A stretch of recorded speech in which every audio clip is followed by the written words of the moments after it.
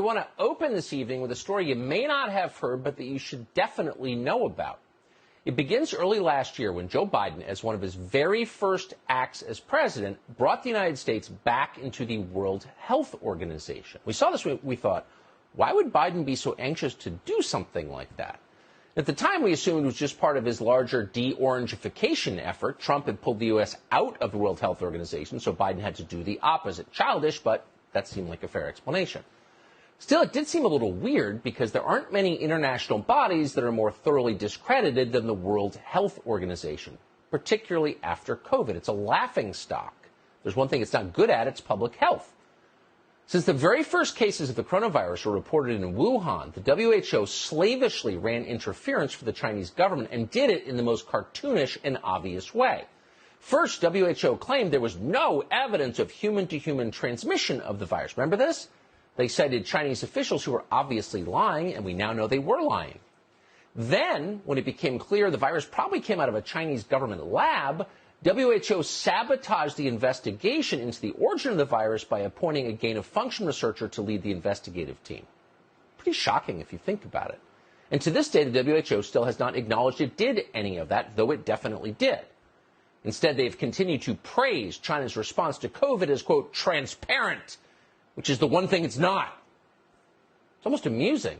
But again, it's weird if you think about it. Why would Joe Biden want to join a group that every informed person laughs at? Well, more than a year later, we think we know the answer. The Biden administration is very close to handing the World Health Organization power over every aspect, the intimate aspects of your life. So imagine the civil liberties abuses that you lived through during the COVID lockdowns, but permanent and administered from a foreign country. Here's what we're looking at tonight. This January, the Biden administration submitted a series of proposed amendments to something called the International Health Regulations, the IHR. Now, the Biden administration's amendments, along with those from several other countries, will be combined to create a new global pandemic treaty. We need a pandemic treaty. That treaty is set to be adopted starting this weekend in Geneva at the World Health Assembly. Now, the full text of the treaty is not yet finished, but a WHO working group has summarized what it's going to look like. The document begins by promising to restrict the WHO's authority just to pandemics. Calm down, it's just pandemics. Quote, WHO Secretariat to play the leading, convening, and coordinating role in operational aspects of emergency response to a pandemic. End quote. So don't get paranoid.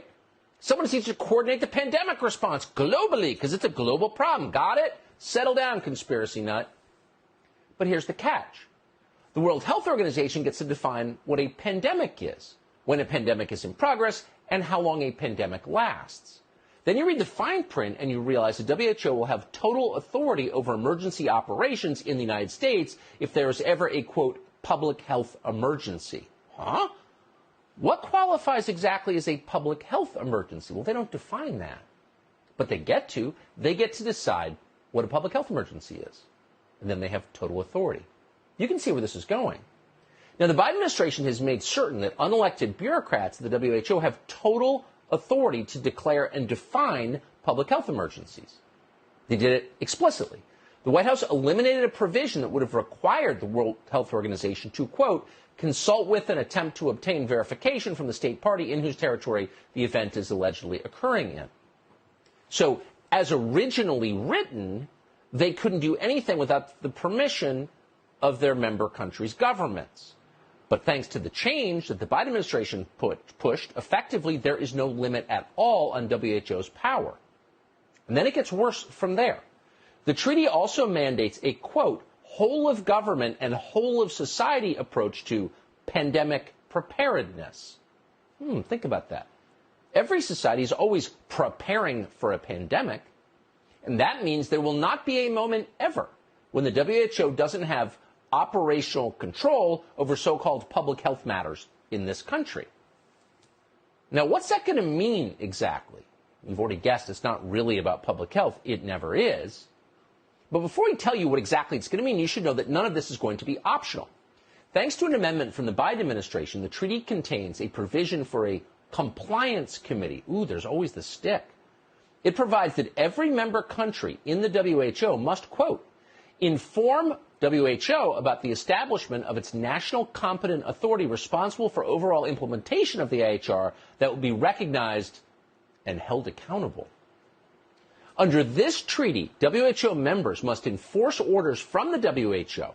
They have to act as the heavies for the WHO, and if they don't, they'll be sanctioned. The White House is going to be the muscle for the director of the World Health Organization.